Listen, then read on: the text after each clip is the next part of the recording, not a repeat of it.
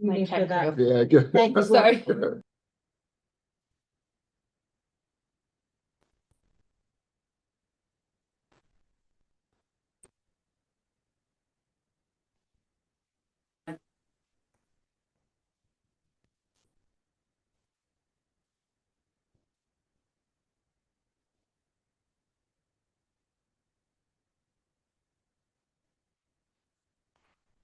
I'd like to call this meeting of the Board of Education to order. Mr. Schimpf, can you please call the roll?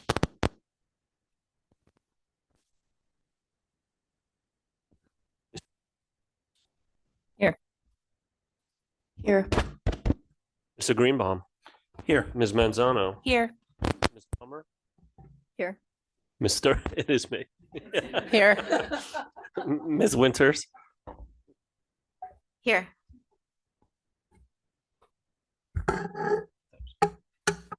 Please excuse our technical difficulties. We're still learning. Public notice of this meeting pursuant to the Open Public Meetings Act has been given by the Board Secretary on March 3rd and 5th, 2026 in the following manner. Posted notice on the school bulletin board at the administration building, posted on the board's official website, and transmitted to the clerk of Cherry Hill Township. I'd also like to remind everybody that this meeting is being recorded and live streamed. Please rise and join me in saying the Pledge of Allegiance. I pledge allegiance to the flag of the United States of America and to the republic for which it stands, one nation, under God, indivisible, with liberty and justice for all. Thank you. And before we move on, I just want to, for anybody who enjoys our meetings a lot, you'll notice the public notice statement is different tonight. We are no longer transmitting to the newspapers. That's a new state law that went into effect on March 1st. So now you'll only get information about our awesome meetings and the places that we said, the website, the clerk, and the bulletin board here. We have no board recognition tonight. We have student representative reports tonight.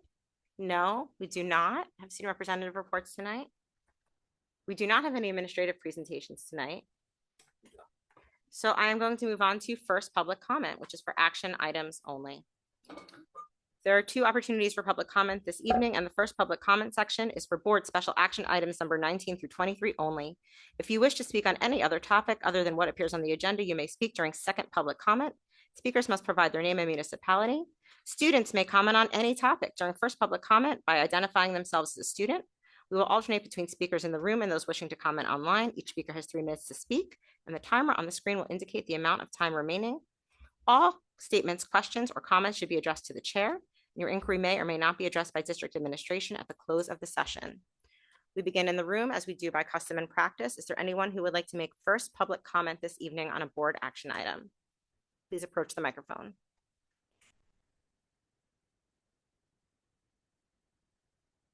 I see no takers. I'll go to the line. Phone number ending in 788. It's your turn.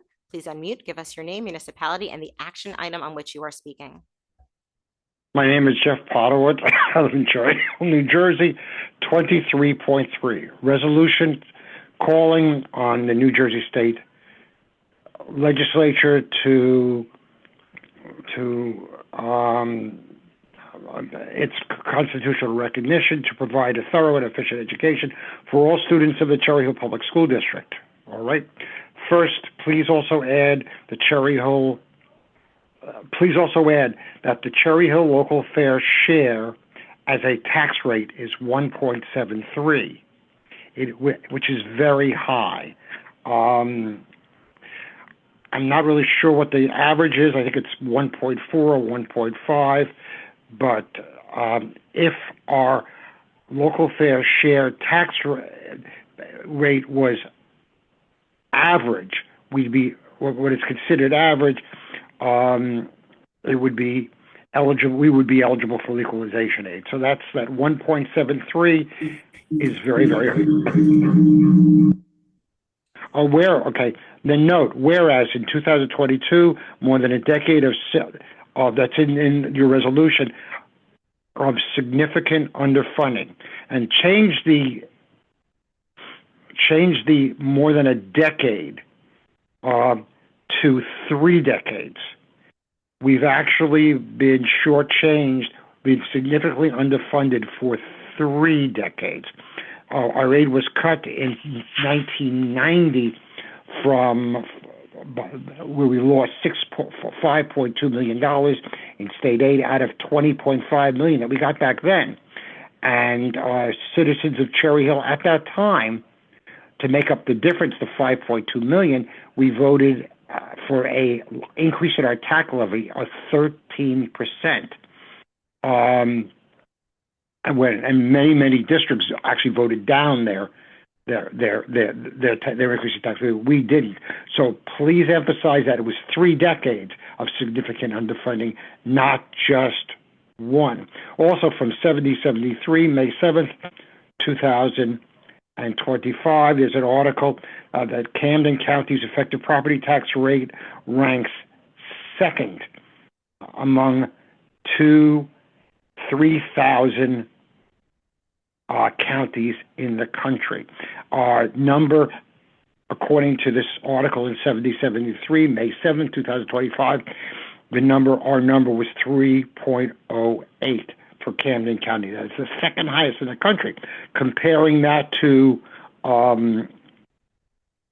other counties, Middlesex County was 2.02, and Essex County, I'm sorry, Middlesex County was Thank you, Dr. Potowitz.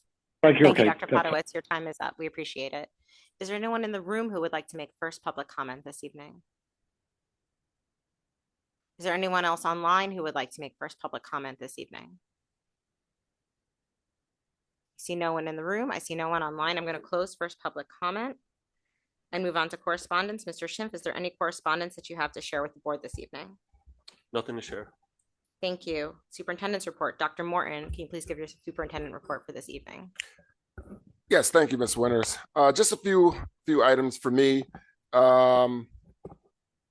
We did not get the result that we were aiming for this evening. High School East boys basketball. However, congratulations to the High School East boys basketball team on a phenomenal season. They did win the Group 4 sectional title on Friday, so that was phenomenal. Congratulations to them. Also, congratulations to the High School West girls basketball team. They played for the sectional Group 3 final on Saturday. Beautiful attendance, great game. Unfortunately, we came up a bit short. It was the opportunity to repeat, but phenomenal season as well. So congratulations to both teams. Yeah, just 2 other things. Thank you to everyone who participated during Read Across America Week last week. It was a phenomenal experience for our students and our schools. Thank you to the board members who came out and to the other members who came out. It's meaningful when children have an opportunity to interact with the caring adults in our community. So we definitely appreciated the engagement. And just one other note. So our governor provided her budget address this afternoon, today.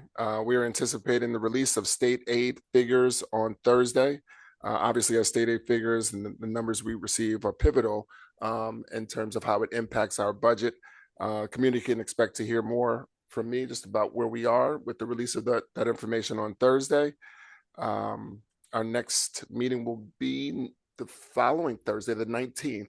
We will begin budget conversations. So more to come with that. Please stay engaged. We want to hear your voices. Thank you. Thank you. So roll Cougs and go Lions. Yes, I'm getting smiles, so I must have done that right. I will be a parent of both sides very soon, so I have to learn all the things.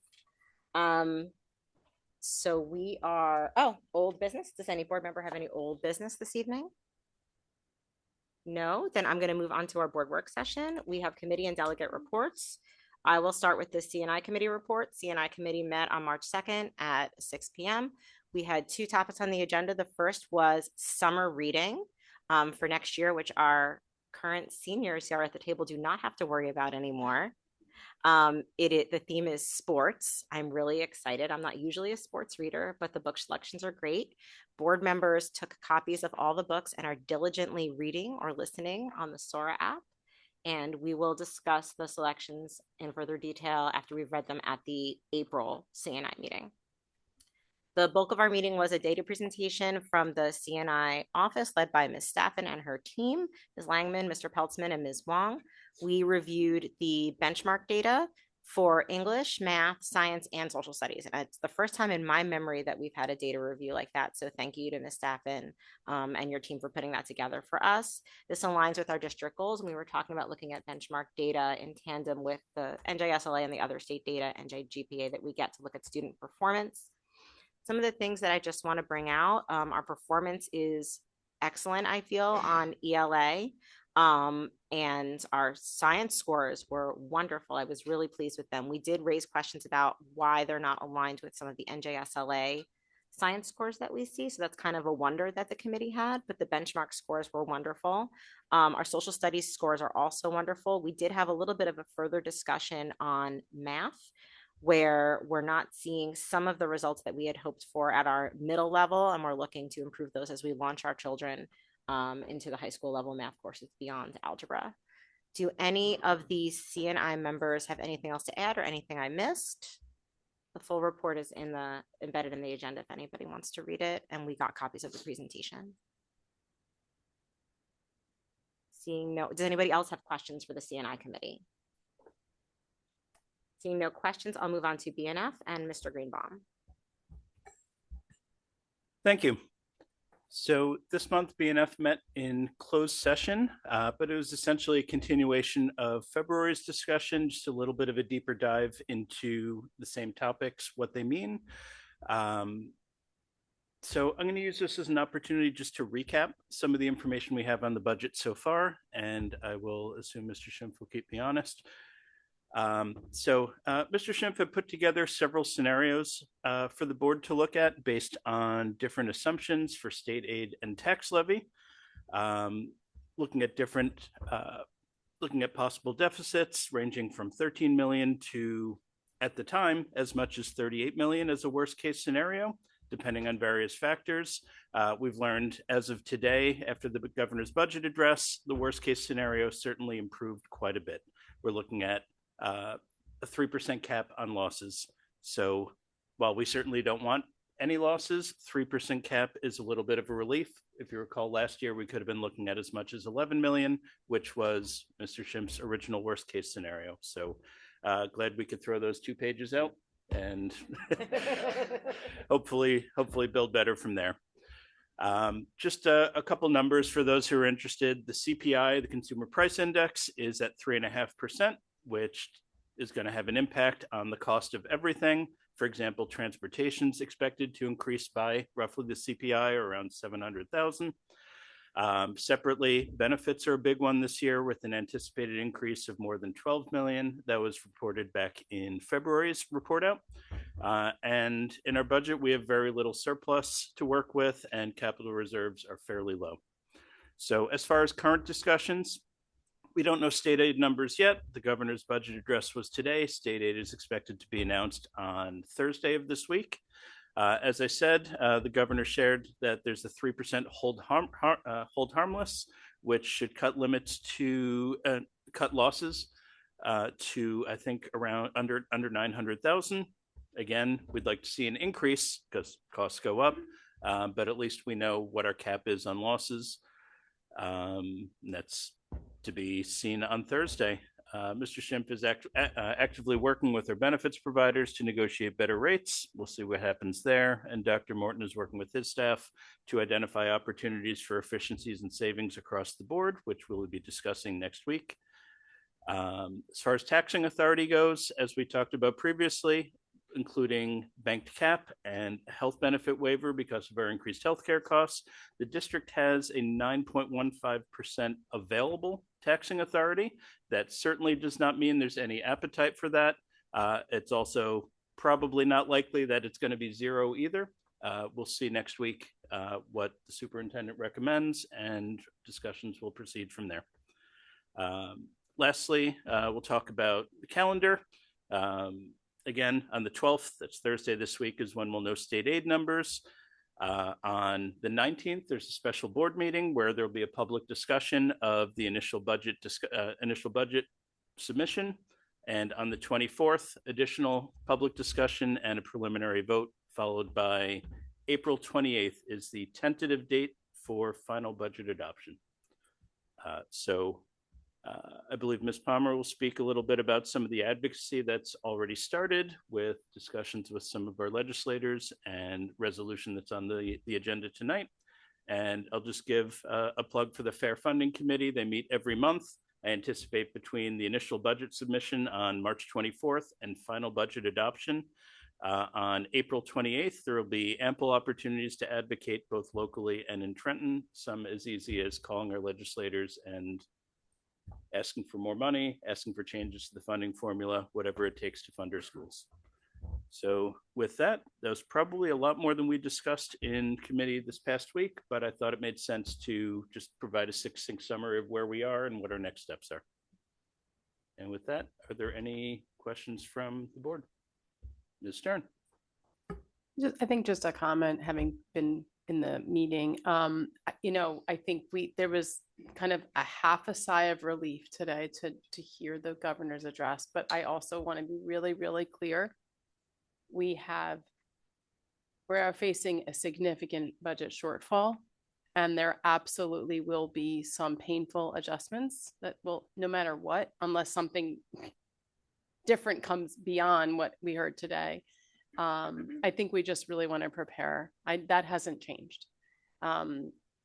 Additional tax levy is certainly on the table, and some painful adjustments. I think we just. I want to be realistic. That the news is not the absolute worst case scenario, thank goodness. But we are facing a difficult scenario. So, thank you. Okay, thank you. Yes, Mr. Fain. I'm curious, now that you had mentioned after today's information from the governor that we're no longer looking at our worst case scenario situations, which is good. Is there still opportunity to analyze some of the suggestions in those circumstances that maybe we can reduce the levy burden on the tax levy burden on the taxpayers? And is there things that are included in that? I guess my question is there things that are included in those worst case scenarios that could also be considered in the not worst case scenarios, so that we're hopefully setting ourselves up for continued success for years to come, knowing that we are literally in this situation every single year. So, I don't know if that made sense. Absolutely. And this is certainly setting itself up to be one of the most challenging years we've had. One of the things we did discuss in BNF, we don't have lists of specific cuts yet. That's something that we're expected to be discussing next week when Mr. Schimpf and Dr. Morton provide that to the board to review prior to our public discussion. But one of the asks that the committee did have was a prioritized list of what those cuts or changes might look like and what the impact will be, both financially and impact to staff, impact to students. The goal is obviously to minimize impact on students and minimize impact on staff where we can. But we did ask for a prioritized list so we can make a more informed decision. Ultimately, it'll come down to what tax levy the board has an appetite for and what the cost of that will be in terms of cuts. As for specifics, you'll find out when I do next week. Thank you. Any other questions or comments? Okay, seeing none, thank you. And we'll move on to the next report out. Ms. Stern, HR, please. Obviously, most of what we discuss in HR is confidential. I can report that we did get an update. Part of our district goals is about retaining our amazing staff. And we've had an extremely high retention rate so far this year.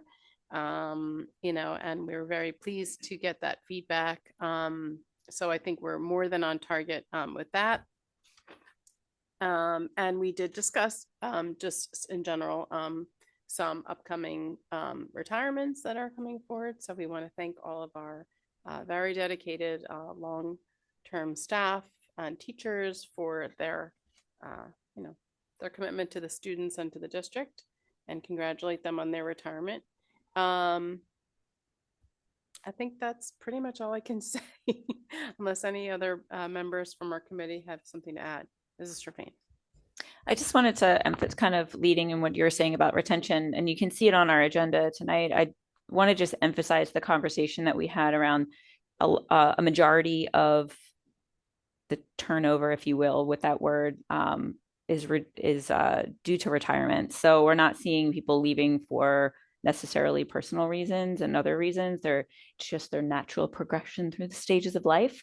And I think that that's important to note that the teachers and the staff that are the certificated staff that are leaving are due to retirements and things like that. And I just wanted to give a shout out to all the efforts that are being made throughout the district to retain and engage the staff. Thank you and actually just along those lines, I believe that the ones that were mentioned in our meeting actually had to do with people who are moving out of state, right? So it wasn't even there. That was the reason we had anybody beyond that was leaving by choice rather than retirement. So kudos to the entire team. Thank you. And moving on to P&L, Ms. Palmer. All right, so the Policy and Legislation Committee met on March 2nd. There were a number of policies on the agenda for discussion, all of which are in the committee folders if anyone has questions or wants to read the full readout. A few things that I do want to highlight. So policy 2326, which is the district cell phone policy for students, you'll see that remains on first reading and will stay on first reading for at least next month's P&L committee meeting. That is because we have received guidance from the New Jersey Department of Education, but we are anticipating a policy update from Strauss Esme. And just in the interest of doing this one time for efficiency, we're going to wait until we do receive that policy guidance, look at it all and consider it all on the whole, and then move forward with the necessary adjustments we need to make in light of the new state law. Policy 2422, statutory curriculum requirements, is positioned to move forward for final adoption at our action meeting later this month. And very notably, policy 2365, which is the district's first policy on the acceptable use of generative AI, also is positioned to move forward for final adoption at the end of this month. So thank you to everyone who has contributed to that process. We have spoken about this before, but the idea is that policy will be the broad guidelines under which we operate. And then separately, the administration is working on an AI plan that will function as kind of the day-to-day operational piece. There will be a public component to that. There will be future discussions about that. That will be is in the works. I know that it's in the early stages. It'll move forward full steam ahead once this policy is adopted. So we look forward to discussing that in greater detail later. Finally, and we'll talk about this later, but this was where we introduced this fair funding resolution that we're going to consider later on tonight's agenda. So I won't belabor that conversation, but thank you to the board members who contributed as part of the committee. Special thanks to Mrs. Manzano and Mrs. Cummings for subbing in and joining myself and Mr. Greenbaum for that conversation. Anything else that other committee members would like to add? Any comments from the rest of the board? Thank you. Ms. Shirfane, Governance has not had its March meeting yet. Okay, Friday. So that will be at an upcoming meeting. And now the last thing under the board work session here is additional committee and delegate reports. So these are committees that are meeting that are not one of the standing committees, or if you are a representative, a delegate of the board to another organization. Is there anybody who has any reports tonight? Ms. Palmer. So last Friday, Dr. Morton and I attended a legislative link event in Westmont, Manhattan Township. It was hosted by the Haddon Township School District. They run, I think they call it the Fair Funding Collaborative, which is a regional group of school districts who come together and talk about school funding issues. So Friday morning, they hosted an event. Assembly Majority Leader Lou Greenwald, who represents us here in the 6th district, was the speaker, the only legislator who attended. But if you get one, he's a good one to have. So he was pretty candid, I thought, in his remarks on the state of the current funding formula. It was the first time that I really heard him publicly say out loud, the formula as it is right now is broken, is not working, is not doing what it was intended to do. So he did commit that the legislature is committed to revisiting that formula, did say, though, that he expects it to take an 18-month to 2-year process. some of what he discussed, we saw come to fruition in the governor's budget address today. He did say that he expected to see those hold harmless caps kept in place for this year. He also, I think, mentioned special education funding being tied to actual enrollment versus average enrollment. So things that we have asked for in the past, things that we are asking for in our current funding resolution. But note that until a new formula is adopted, those things are not codified in law anywhere. So we'll be at the, whims of the governor from year to year on how that's handled. I thought it was also interesting that he would like to see us get away from funding public education through property taxes. Also acknowledge that that's a pipe dream. Was not very forthcoming on what he thinks it'll take for us to get to a different form of school funding. He had a few ideas, but could not really say what he thinks it's going to take the legislature to develop an appetite to change the status quo. But I would say it's progress. We unfortunately, I don't think we had as much time for questions as I had hoped we would have. But that is what it is. He had somewhere to be. Overall, though, it was nice to see districts come together. I mean, I can say for sure, as much pain as we feel here in Cherry Hill, we are not alone in that. There are districts of all sizes in a very similar situation. His calls for consolidation, I think, were heard differently from different districts, depending on what your size, what your makeup, what you stand to benefit from consolidating. But a lot of good discussion and just good to be in the room. And Dr. Moore, it's not really about it, since you were there, I know it's not time for your report out, but if there's anything else that you would add. No, I think you did a fine job. You captured the summary very well. Additional time for questions would have definitely been appreciated, but he did spend a significant amount of time, I think, just addressing the comments that you mentioned and then fielding the questions that he did. Yeah, and he at the end he posed a couple questions to districts and just asked us to kind of mull it over. Things like where are there opportunities for consolidation? Are there incentives that we'd like to see from the state to incentivize consolidation? Again, in bigger districts, I think that's a little bit of a different conversation. Mrs. Winters. So I just wanted to chime in that I went to NJSBA's board governance leadership summit, which is for board presidents and vice presidents, and the first 2 hours was on consolidation. So I very directly asked the question, what are the benefits to a large district like ours on consolidation? And basically they said there aren't any. Yeah. So this is really a conversation that's being had among the smaller districts. I did speak to some smaller districts in Camden County who are very strongly considering consolidation, because at this point for them to continue on the path that they're on is unsustainable. So I just thought that was kind of an interesting tidbit. I understand the push from the state is consolidation, but I don't think that's necessarily going to be the answer for us. I mean, I do think there is a space to talk about, things like shared service agreements and stuff like that, but to actually consolidate, it doesn't really benefit a district of our size. So we're going to have to look elsewhere for solutions. Yeah, I think the biggest benefit, I think there's no doubt the governor referenced consolidation today. Multiple legislators, the majority leader, I mean, that is the word of the year is consolidation. I think the only benefit, the only argument that you could make that there's a benefit to districts like ours is that maybe if there are fewer pieces to cut the pie into, theoretically, maybe you could make the argument that might lead to more dollars in the future, but there's still the same number of students to educate, same number of teachers to employ. I think you still run into the same problems, but that's not for me to decide. So that's where I will end it. Are there any other questions, comments? Okay, thank you. Thank you. Are there any other committee or delegate reports, Ms. Stern? I'm just going to give a brief report on, we did have a special education committee meeting and in March, and no, it was February, sorry, in February. And some of the kind of high level takeaways were really just about us continuing to develop further understanding of some of the challenges and complexities of the topics that come up around special education in our district, that come up, especially, stuff, information that we hear from the community, from parents, and understanding how that intersects, that information kind of intersects with, what's happening in our schools, what's being delivered to our students.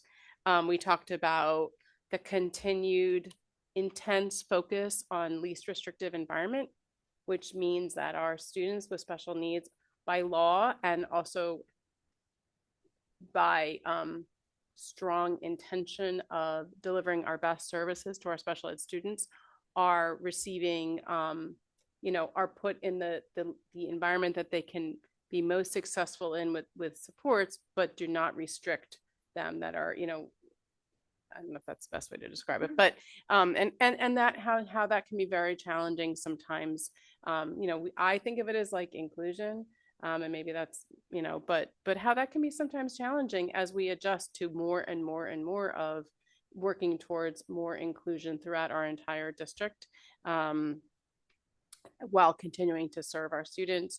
We talked about the ongoing efforts to put resources where they're needed, sometimes extra resources where they're needed, to provide support and education for PD for our staff, to ensure that they have the skills and resources that they need to serve our students with special needs. We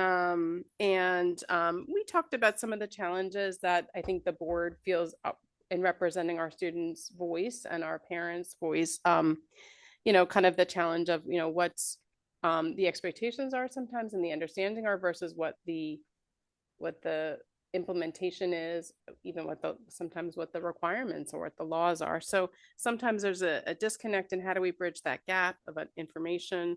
We talked about how sometimes other factors are influencing the educational environment for our special needs students. And then Ms. Mallory gave us, as I think every meeting, you kind of give this educational component, sometimes pulling out pieces of direct experiences that are going, or direct story, things that we're hearing are going on, or understanding are going on, concerns, and kind of how to apply how special ed is implemented in that situation. We talked about positive PBIS, positive behavioral, I'm going to say it wrong, intervention supports. Yeah.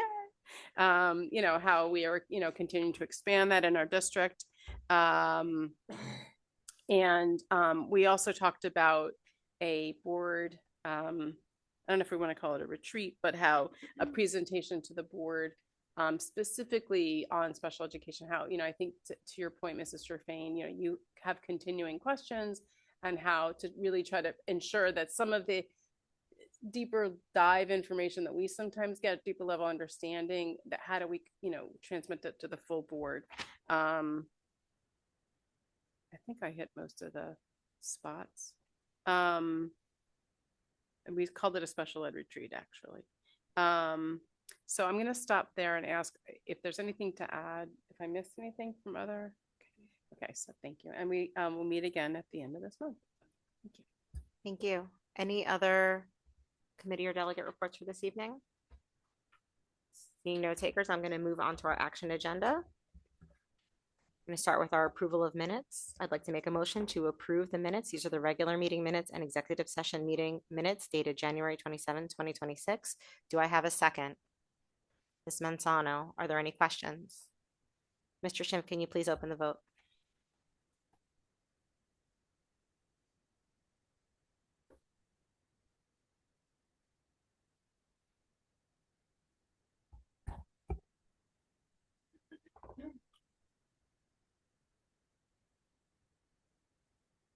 Motion carries. Thank you. On to CNI. The superintendent recommends, and I move the following. It's curriculum and instruction agenda number 20.2 as presented. Is there a second? Ms. Cummings, Mr. Schimpf, can you please call the vote?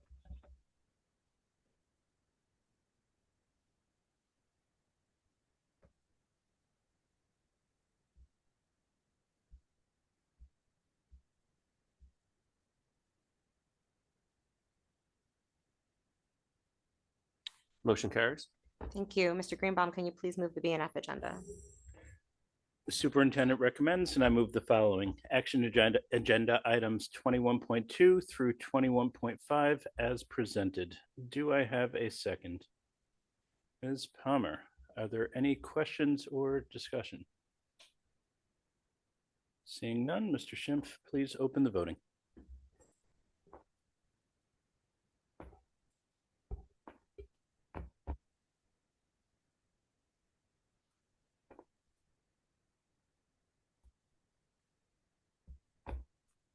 Mr. Schimpf. Yep. Sorry, I'm gonna recuse from bill list 4, please. Yes to the rest. Motion carries. Thank you. Ms. Stern, can you please move the HR agenda? Superintendent recommends, and I move the following as presented.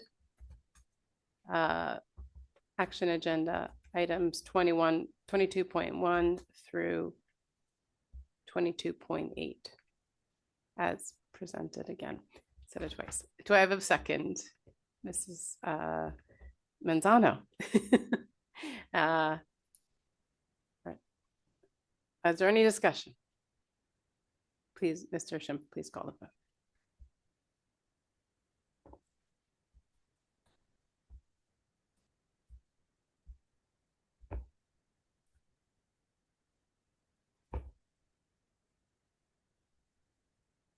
Motion carries. Thank you. Ms. Palmer, can you please move the P&L agenda? I can. The superintendent recommends, and I move the following action agenda items 23.2 and 23.3 as presented. Do I have a second? Mr. Greenbaum, is there any discussion? Mrs. Manzano. I'd like to open discussion for item 23.3 to the rest of the board if possible. Do I have a second on that motion?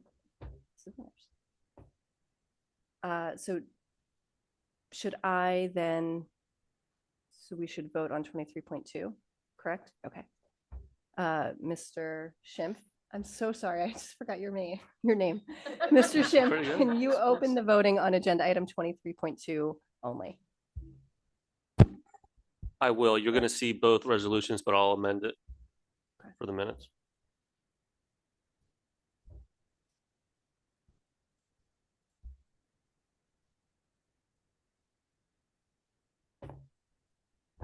Okay. Motion carries for 23.2. Okay. So Mrs. Manzano, you made the motion. Floor is yours. Thank you. So our resolution 23.3, I just think it's a fine time to kind of bring it to the attention, everything that what we're able to talk about from P&L.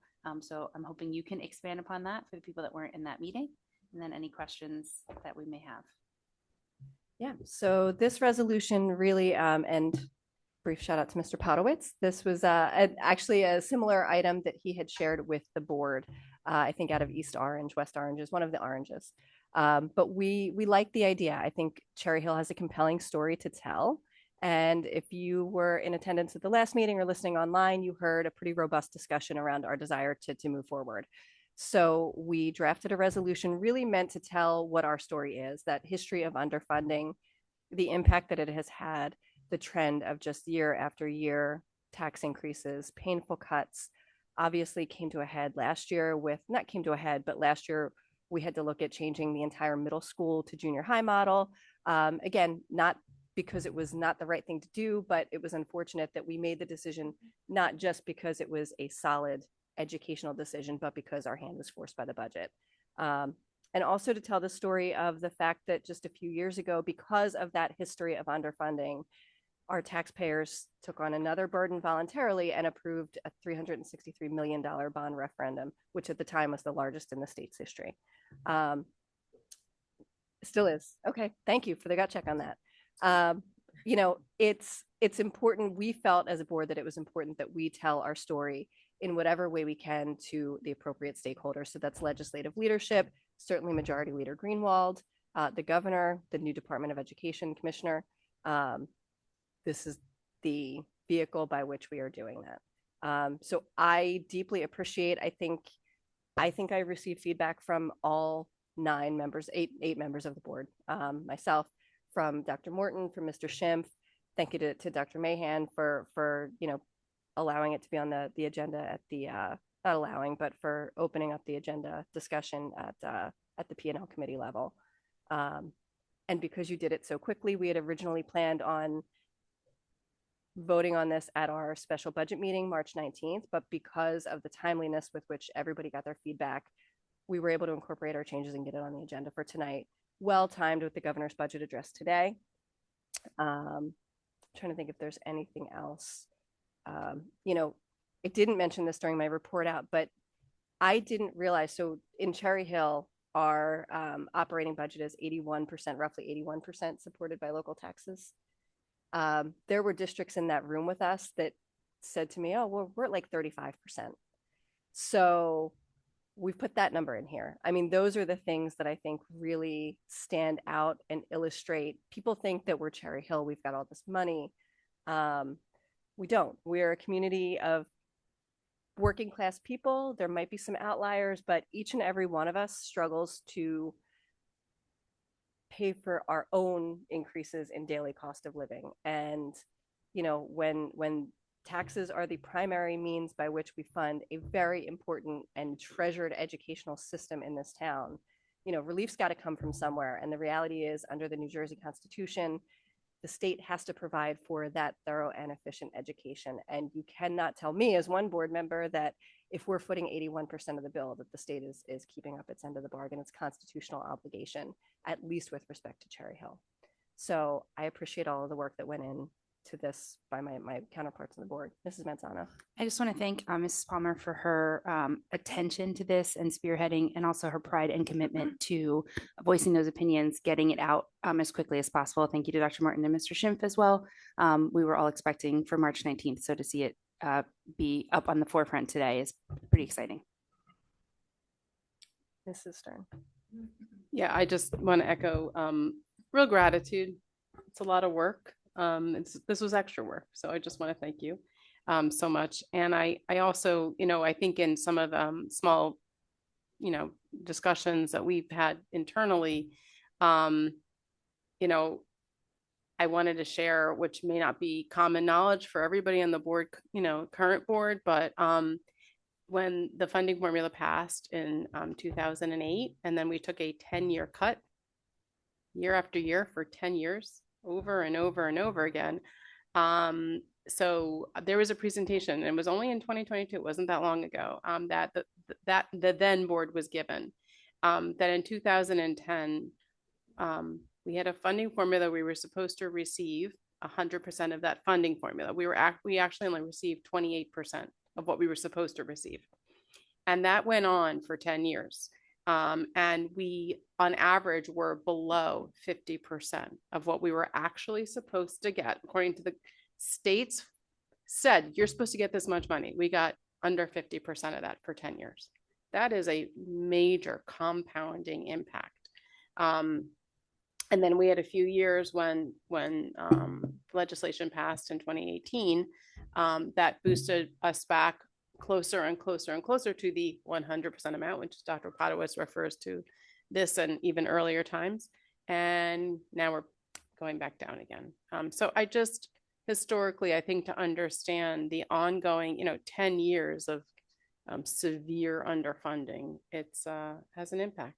And it contributed directly to why we had such a large bond. And it contributes directly to, we just started to catch our breath, and here we are again. So thank you again. And thank you to everybody here for participating in that. Mrs. Sherpain.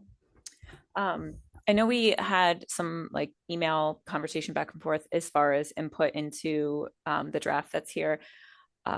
Was there, and we talked about what we were discussing specifically, what information as far as numbers and figures goes was included and why. Was there any conversation, or is there anything that is not here that there was conversation about and there is a specific reason? I don't know. Do you know what I mean? I do. And I think you and I had kind of gone back and forth about whether we put percentage tax increase. Honestly, I think my thought at least, and I'm open to the discussion, my thought at least was that you want to tell, this is a narrative, it's a story, rather than, I'd say, bog it down with percentages, and a percentage may or may not mean the same thing to different people. You know, I think in my mind, it was enough to say that we've had year over year these compounding tax increases. I forget the actual language that we used in here.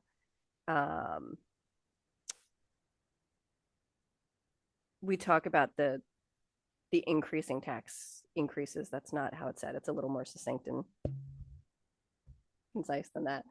But you get the point. I think it was just an effort not to bog it down with number after number after number to the point where people glaze over it, if that makes sense. Yeah, absolutely. And I think that, like you mentioned before, the 81% in itself should be significant enough. You probably shouldn't need any of the other information that's in there. But I appreciate the explanation, because I know we went back and forth, and I know earlier we had a suggestion and a comment. So Yeah. I just appreciate a little bit more information about what did and did not get in here, and the intention behind the way that it's drafted. And quite frankly, we could have added probably 10 more whereas clauses. You got to stop it somewhere, and that was really just a judgment call. Ms. Winters. Yeah, I mean, I drafted these for years when I worked for the legislature, and there's like a cadence and a rhythm to it. And it's very different than any kind of other writing that you do, like a white paper or something, or a policy paper, which is more technical. So this is really supposed to be just an argument, and the language is very formal. The legislators are used to reading stuff like this. This is sort of the way that they communicate.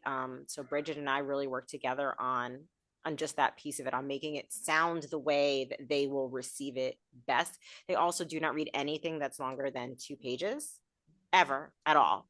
Like, and generally 1 page is better. Like, I will just tell you that if, you can hand them a stack this thick of evidence, and everything needs to be, punchy and right up front, because other than that, they're not going to see it. I do think this will get their attention.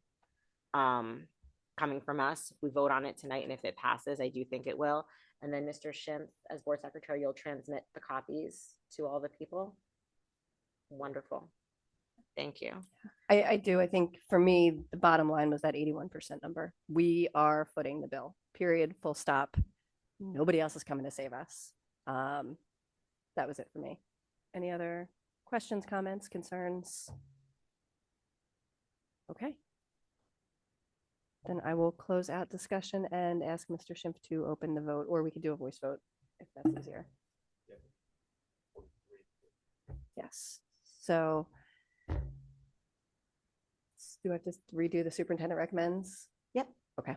So the superintendent recommends, and I move that we vote on agenda item 23.3 as presented. Second, Mr. Sherfain. And now, Mr. Schimpf, can you open the vote? The old-fashioned way. Yes, please.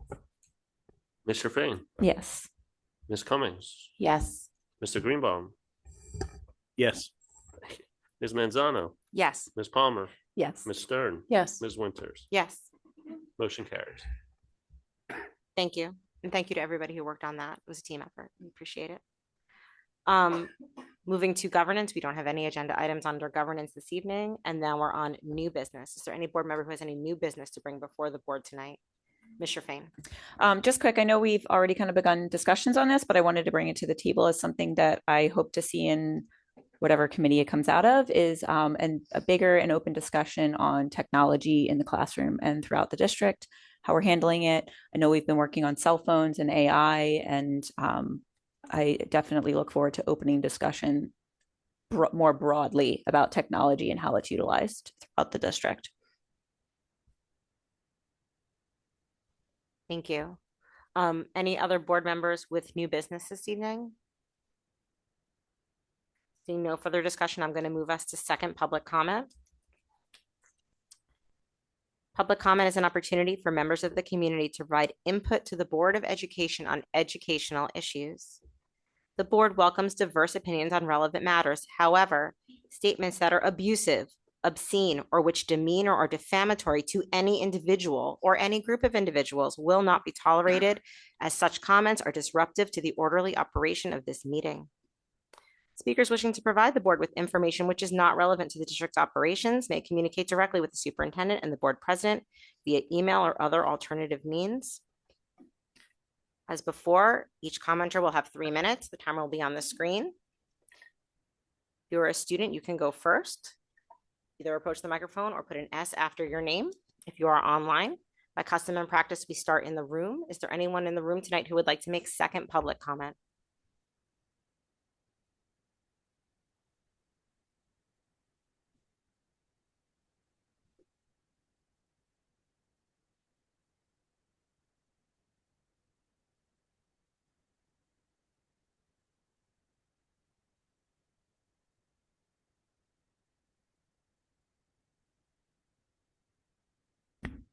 There was an ordinance that was adopted to establish a new TCO, which is a 3 executive campus overlay zone. This does not mean that there's any developers who have started process for this.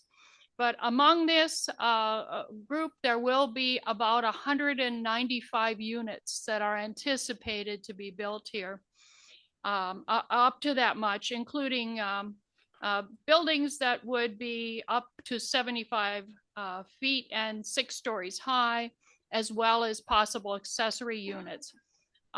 In addition, there was a adoption of the affordable housing plan for Cherry Hill. And I think that's important to know because it requires developers to report by the beginning of January the status of what has been done for the prior year, and also have a report out to the state on by the township. So those are relevant issues for this. Last night, there also were 2 students who spoke. One dealt with the issue of recycling at the Cherry Hill schools. And so there was a follow-up item that needs to be handled there. And the other spoke about concerns of safety and the community relative to the updating of ICE enforcement in communities within New Jersey and across the country. And so safety of our students and our community is a very important issue. I also had a couple of questions for you. I wanted to ask whether the minutes of the meeting should be available to the public because I'm not able to see them in the board docs. So if that is a concern that we're supposed to be able to see them, I would like to know how to get to them. I appreciate that the summer reading will be on the issue of sports, which I think will engage our students. The library summer programs relate to archaeology, dinosaurs, and geology. And so I wanted to bring that to you. There was a question about our science things. I remind you, the science testing is done every 3 years, and that requires that students recall the information in the 3-year cycle. So your testing did not do that. And again, I appreciate the request for technology, understanding by the board how it's being used in the classroom. Thank you so much. Thank you, Ms. Charlson. We appreciate it. Going to the line, the first caller is Alana Yaris. Alana, you can unmute and give us your name and municipality. If there's someone else on the line, can they speak before me and you call me next? I just am not available for public comment at the moment. Not a problem. We'll come back to you. The next person on the line is the phone number ending in 788. It's your turn. Please unmute and give us your name and municipality.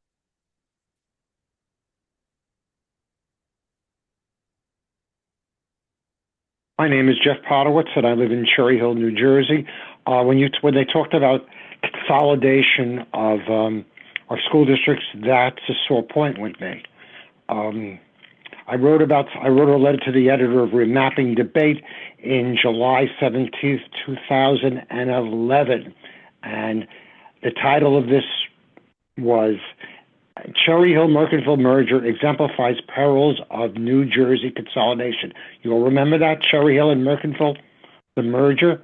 Okay, Cherry Hill, what I wrote was Cherry Hill is one of the largest New Jersey communities at 70,000 plus, and we have one of the largest school district populations of 11,000.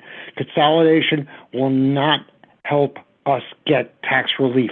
We have high property taxes relative to what our properties are worth because we do not receive our fair share of the income tax funds we send to Trenton. This was July 2011. And then I talked about a school district that the SFRA said we should get at least $36 million, but we were receiving approximately $11 million. And then I wrote consolidation will make things worse. And we were receiving less than $11,000 a student. That was back in 2011. And now the state says we deserve about $1,800 a student, or $800 more than that travesty about 15 years ago when we only got 1,000. Gee, just as bad when you think about that. And I talked about Courage Connect. They were pushing it. If any of you remember that. And what I wrote was, well, guess what? From what I read on your website, and that website was Remapping Debate, good website, your articles point out that things are not always what they appear to be.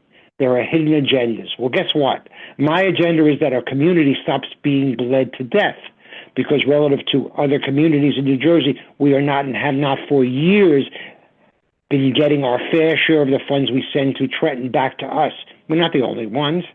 The way the state has administered and modified the original SFRA school funding formula has made things worse, and SFRA was not fair to our community to begin with. And CFA was underfunded. By the way, thanks for passing that resolution that you're going to send to the state. This has been going on for years. And gee, we get $800 more of a student than I was complaining about back in 2011.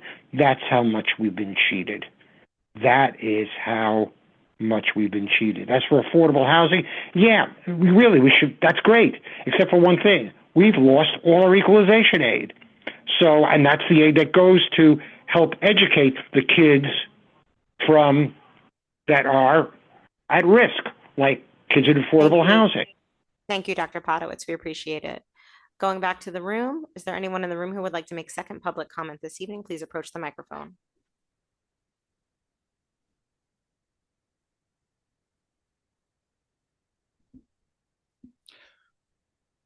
Rick Short, Cherry Hill. I want to share with the board two of the greatest school board member moments and two of the worst moments. First, when Kim Gallagher left, she left the message of one thing: hold your superintendent accountable. The second best moment ever was when Jen Fleischer was one of two people, the mayor's wife, to vote for children and better education.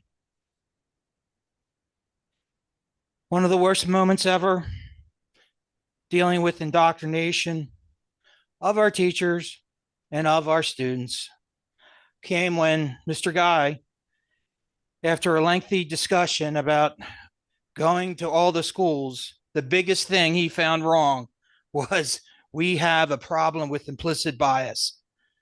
This is quite scary for me, ladies and gentlemen. Very, very scary. Because what it tells me is that there wasn't a learning loss cause. There wasn't any other things, too much screen time. That this was the most important thing to this district where I stand. That we have a problem with implicit bias.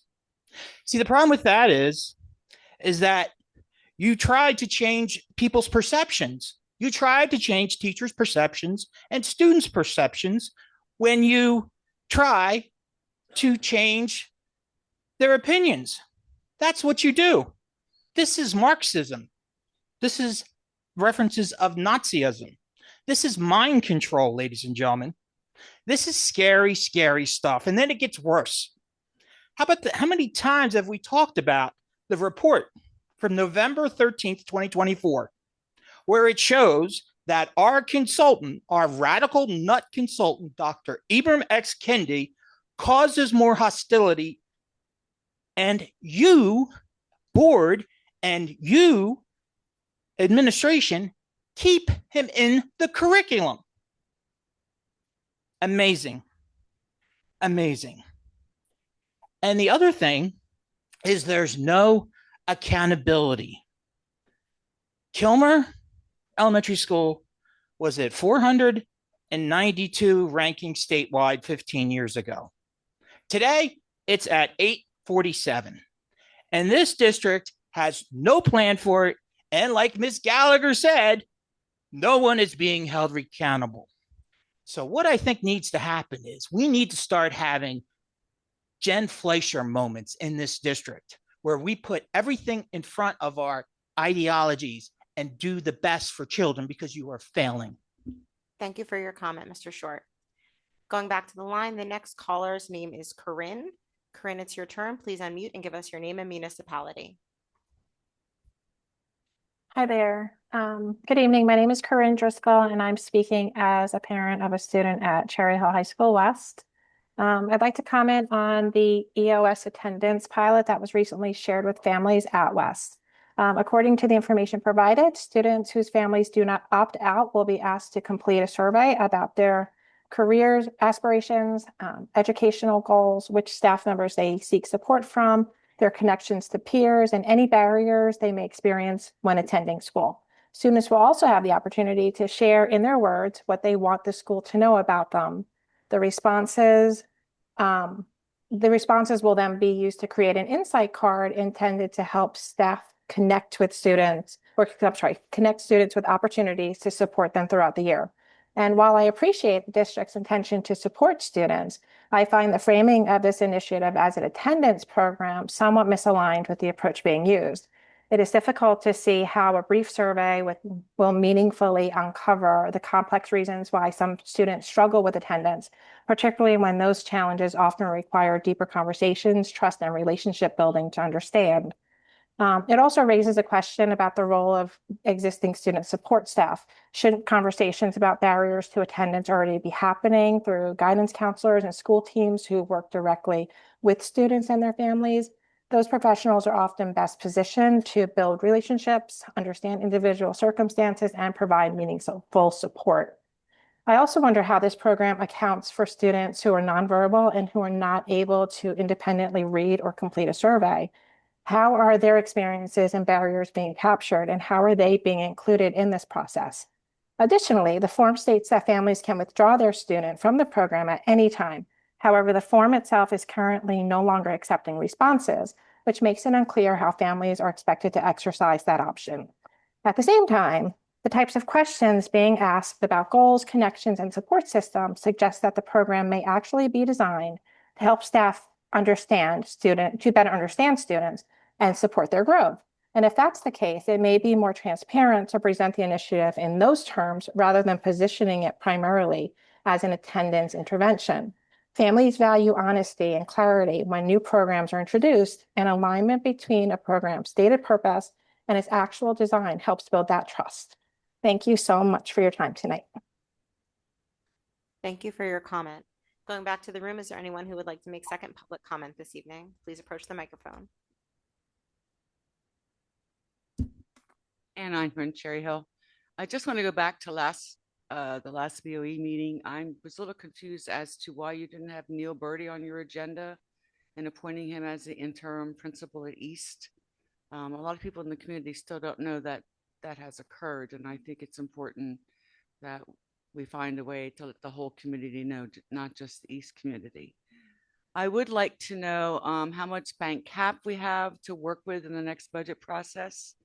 And I would also like to know if our current status with health benefits allows us to apply for the tax levy incentive aid. Is that still available this coming year? I was at the town council meeting last night. You should be very proud of the students that spoke. They're quite eloquent, particularly the representative from West. I was very impressed with what she had to say. Very articulate, calm, and respectful manner, but with real reason to speak to town council. Sorry, I have several things. When will the verbiage from your proclamation to the state be available for public consumption? And also, going back to Dr. Potowitz, we've been severely underfunded since 1990. And I don't know under your whereases, if you could just say, since 1990 to 2025, give them a dollar amount. I don't know if that's available or appropriate, but I think they need to know a dollar amount. Money generally presses most people. Forgive me. Oh, I just wanted to bring up that last year, the school board of Collingswood also faced a severe budget deficit and worked closely with the borough and the mayor of Collingswood to the point where the borough was willing to help fund some funds into their account to keep them stable. So fortunately, they didn't end up doing that because they worked very, very, very well and closely, and then let our legislators put us to the side, and we were able to get the funding that they needed, so their budget levy and the taxes to the residents weren't so high. Mayor Fleischer mentioned that he's meeting with you this week, last night at the board meeting, at the town council meeting, Dr. Kwame, and I'm going to tell you that I am very disappointed in our local representatives. He may have gotten back to you, but he does not get back to the Fair Funding Committee. He does not get back to Alana Yaris, whose town was just as valuable as yours. And I love Troy Singleton from Burlington County, and I have crossed the bridge many times already this year. Thank you. Thank you for your comment. Going back to the line, the next person, it says iPhone. It's your turn. Please unmute and give us your name and municipality. Yes, Laurie Neary, Cherry Hill. First, I'm speaking on behalf of myself. I just want to say thank you for the resolution to the state regarding the current status of our funding. I think it's a critically important gesture and needs to be done to make sure they are aware, as I'm sure they have awareness, but let's make it explicitly clear. Second, I'd like to speak on behalf of CHSEPTA to Ms. Stern. We've made our second request to meet with the Special Education Committee, and I would hope strongly that they take CHSEPTA up on the request.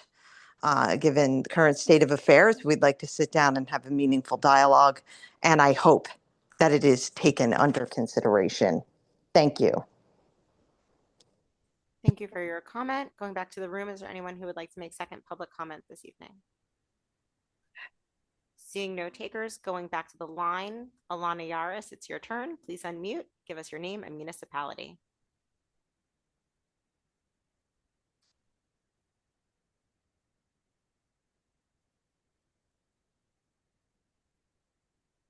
Alana, we can't hear you.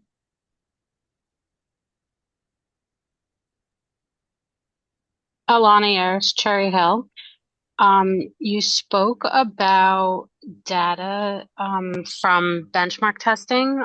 I'd just like to make a request that any benchmark testing or testing in general that's administered for the district be administered by certificated teachers only and not by substitutes that are in the classroom. I know that sometimes teachers need to be absent and the benchmark testing needs to be offered at specific times, but if that sub could be moved to another room where there's a certificated teacher so that the testing is given to students and accurate instead of students being put under pressure from a sub maybe that they don't have a good rapport with, or if the testing could be pushed until a teacher returns so that a sub of the teacher at all is not giving the testing, that would be greatly appreciated. I think that will help with some of your numbers that sometimes students don't improve upon.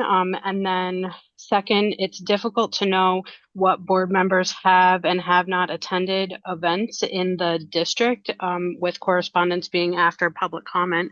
But I know that last week was the All Cherry Hill Middle School Band, and this was all band and orchestra students who wanted to participate from all three middle schools. And I'm unaware of any board members or central administration staff that were present at this concert. And now next week you have a meeting for budget discussion, and usually your meetings are on Tuesdays, and for some reason you're having a meeting next Thursday instead, and that's the all elementary school band. If we truly are a we district of West and East coming together, I think it's important that the board members make it a priority to attend events at the middle school and and elementary school level, and not just the high school level of sports for East West Day or other things, and not just attending an event that's sponsored by one school. Multiple schools is a great way to show that you're in the community for more than just your home school or a neighboring school. Thank you. Thank you for your comment. Going back to the room, is there anyone else who would like to make second public comment? Don't see anybody. Going back to the line. Looking for hands raised. Giving it a minute. I don't see anybody, so I'd like to close second public comment. And I just want to clarify, I might have misunderstood, but the resolution that we voted on, the budget resolution, the text of that is embedded in the agenda, so it should be available for the public to see.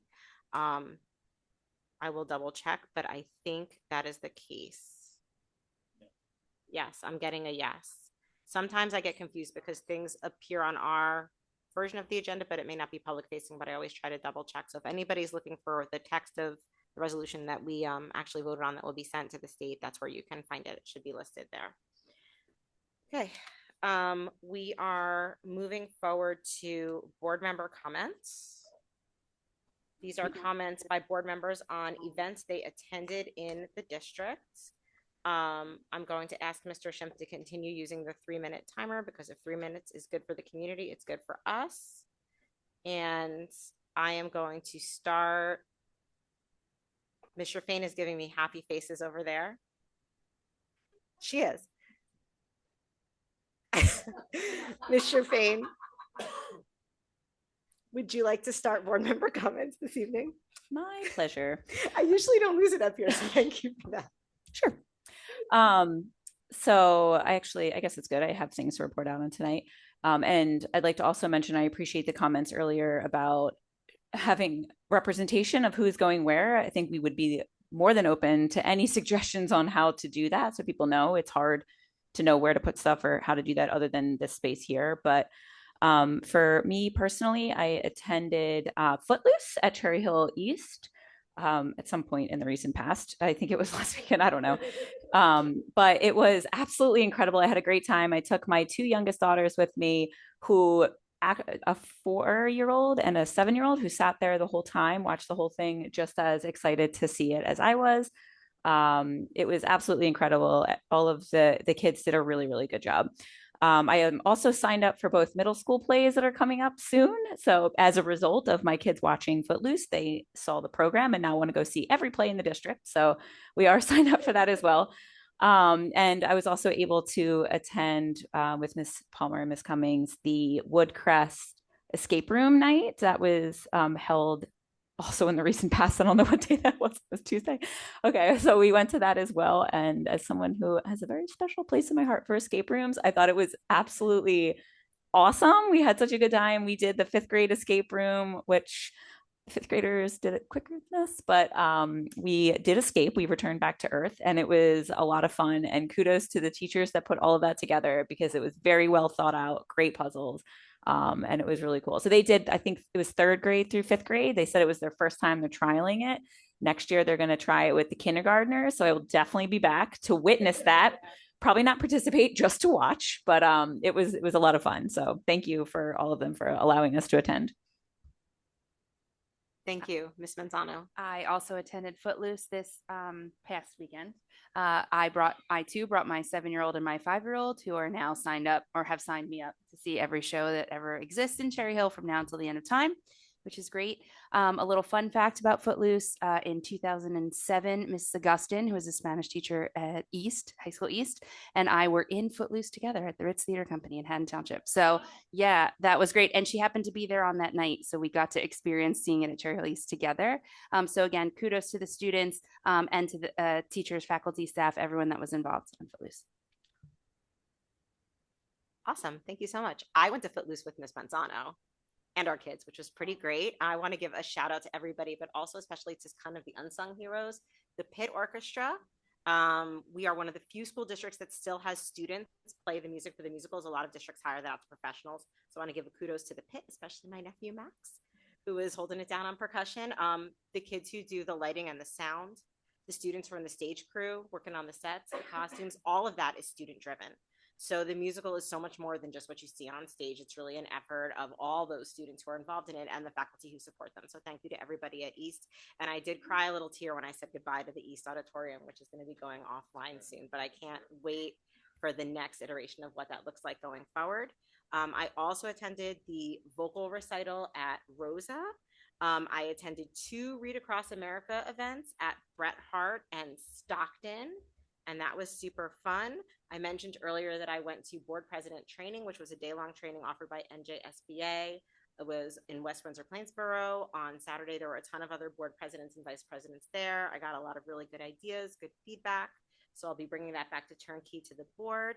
And finally, I did meet with Mayor Fleischer and members of his administration, with Dr. Morton and Mr. Schimpf, and we are working on places where we can align best to support each other, because property taxes, when people get their tax bill, they don't distinguish between the school district and the township. They're just mad that their taxes went up.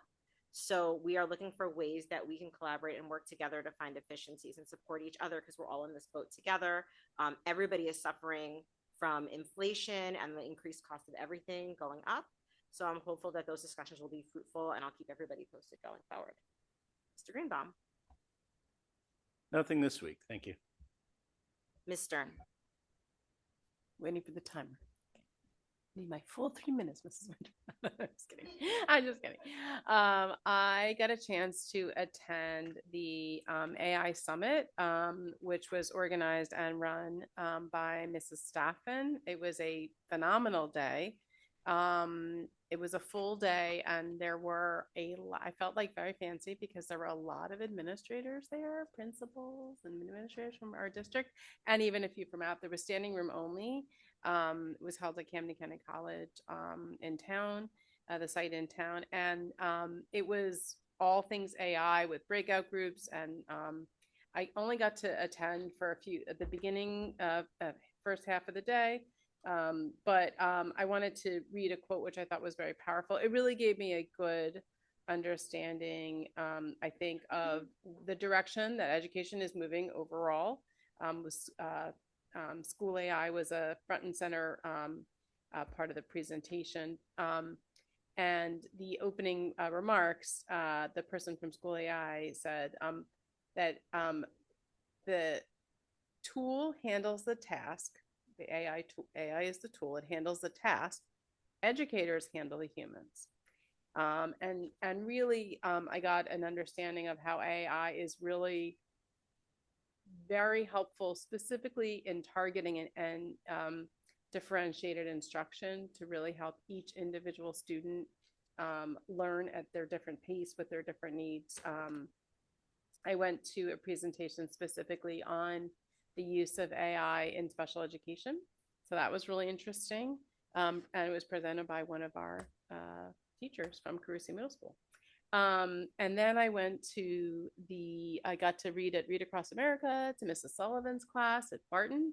And, I walked in without a book, and she handed me a great book, which had just so many layers of information and lessons. And I got to learn about all kinds of, not only these students, and get to see the students engage in fourth grade students with great questions, great topics, but also learn about some of the really neat ways that they're integrating some of the lessons from those books.